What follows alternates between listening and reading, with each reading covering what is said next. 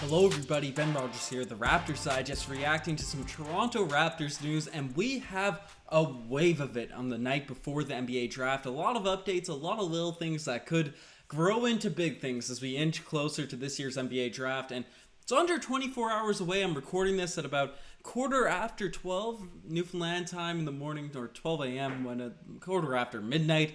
So might be a little bit rambly, but we have a lot of stuff to cover in this video because the Toronto Raptors are going into the biggest night of the season, and honestly the biggest night that's going to shape the next few years of Toronto Raptors basketball. Are we going to try to move in a young direction, build around Siakam, make a massive trade? So lots of stuff to break down as we inch closer, and it starts, the main source of info was Bobby Webster, who obviously, if people don't know, he's the Raptors GM underneath Masai, who's the head of basketball operations. But Bobby Webster had a lot to say in his video, and the first thing, it's on Masai Ujiri. He was asked about what's going to happen with Masai Ujiri, and apparently Masai's working the day-to-day. He's on the phones, making moves to the Toronto Raptors, and Josh Lundberg came out and said that he fully expects Masai Ujiri to be back next season until he's shown otherwise. It's a little bit weird that they haven't heard anything, but from what Bobby Webster's saying, from what Josh is saying, it's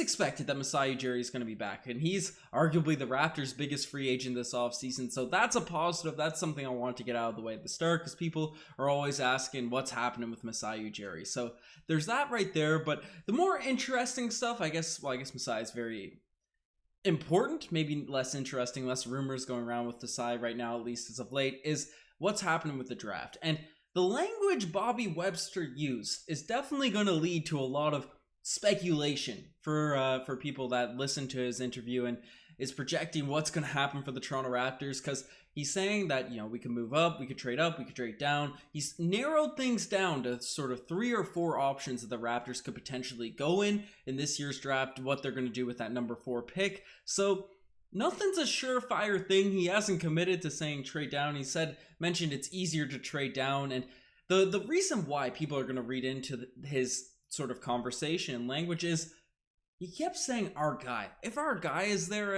at 4, then obviously you take him, and maybe you're comfortable with a couple of guys at that position, then you might trade down. Or, you know, if your guy is not there and then then you can trade it for a lower pick and pick your second guy at that position. So that has a lot of people speculating about, is it, you know, is there a guy that he has? Is it Evan Mobley, who it's been reported the Raptors are very high on, you know, that they want to fall to 4, and if he's not there, are they going to trade and move down for Scotty Barnes?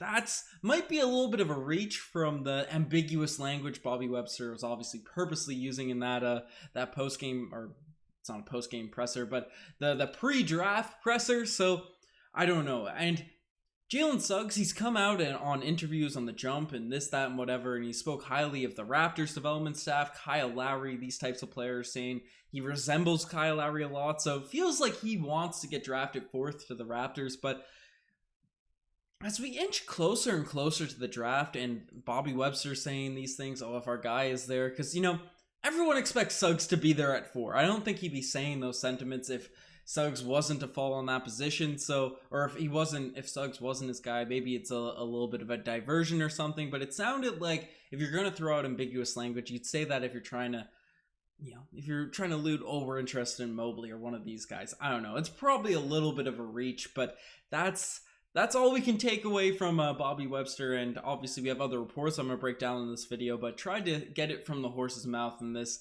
just started all off. And I guess the final big thing we heard from Bobby Webster in his presser is Pascal Siakam has been progressing well with his obviously shoulder injury. For people that don't know, Pascal Siakam is going to be out all summer with after recovering from shoulder surgery, I believe it is. So he's getting the range of motion back. He's back doing some exercise and stuff. Siakam posted a picture on his Instagram recently, and he's looking good, looking like he's in better shape. The cardio's going well. So positive things for Pascal Siakam there. And you know, all the talk around Pascal has been he's on the market. The Raptors have gauged interest across the NBA for what the league could potentially offer up for Pascal Siakam. And, you know, it's nice to hear some positive things coming Pascal's way, because I don't expect him to be traded even if all the rumors are saying it. just looking at the potential deals that are out there, maybe the Wiseman thing works. And there's also a little baby report again coming out that the Warriors are hoping the Raptors would accept a package surrounding Wiggins, Wiseman, and Seven. We've heard it before, we're hearing it again. And apparently the Warriors are really interested. And this is probably, might be in the thumbnail.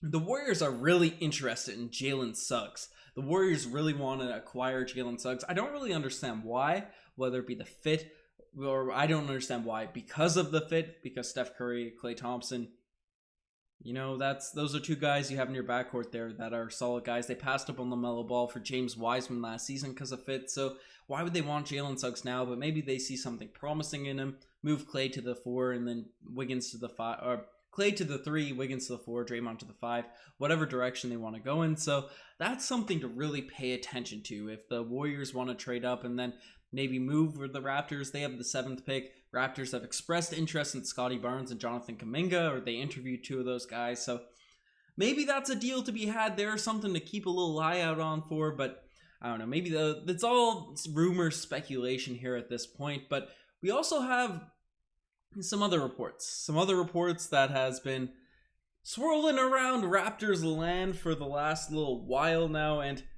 people hate to hear his name, but Ben Simmons, he's in the chatter again, and apparently the Toronto Raptors are among the Heat and the Wizards as the top potential landing spots for Ben Simmons. And we knew that the Raptors are the only ones to have solidified discussions, but now they're the top of the odds and all that, and we're hearing more reports on what Ben Simmons is, or what the Sixers are asking for Ben Simmons on the trade market. And I'm throwing it out here now. I'm giving Daryl Morey the Damari Carroll Gold Star Award because this guy is crazy. This guy is wildin'. And he said from the San Antonio Spurs, he wants a James Harden-esque package. That's what Woj came out and said. Got a little, I'll break out the Woj bomb for that. And Woj said that they're looking for a Harden-esque package for Ben Simmons, and they requested from the San Antonio Spurs. We thought ours was bad. I still think ours is worse, but they asked from the poor Spurs, who have been struggling left, right, and center.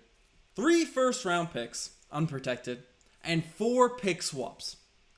That is 7 first-round picks for Ben Simmons. 7 first-round picks for Ben Simmons. That is absolutely absurd. That makes no sense whatsoever.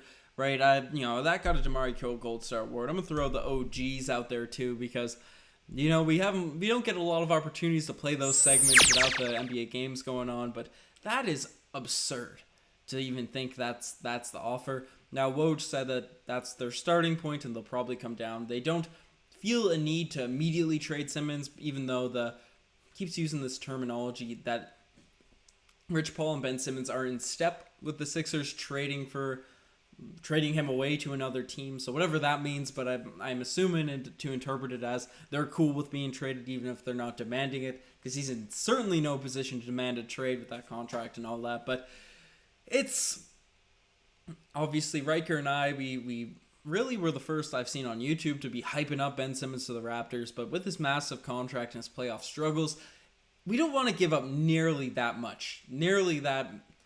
amount of things and positive assets for Ben Simmons in return. I don't want to give up Siakam. Fred, I'd be hesitant, and it would just have to be Fred and not much else to acquire Simmons. But that's just brutal. 7 first-round picks. Get that silly stuff out of here. And that's that's the big Ben Simmons talk. I got Suggs. I already briefly mentioned him, right? He wants to come to the Raptors. It feels like listening to those reports and all these things, but the Raptors, Bobby Webster's throwing out ambiguous language, making it hint like maybe we won't draft him or we might make some trades. Who really knows? But I just wanted to give a little update for everyone as we inch closer into the draft tomorrow. Hopefully we get some news, we get some more stuff popping, because you love the rumors, you love the speculation in the draft. We're going live at, I don't know what time it is, 9:30 Newfoundland time, 8 Eastern? Yeah, you guys all convert to my time for the draft, but Riker and I were pumped to see these top 10 picks with you guys, so be sure to stay subscribed to the Raptors Digest, get the bell on, because we're going to be going live tomorrow night, and we're going to be the react alongside you guys about who we're going to draft, who we're going to trade for, all these sorts of things. But you're the best to make this far. Check out the Instagram, the TikTok, all that cool stuff.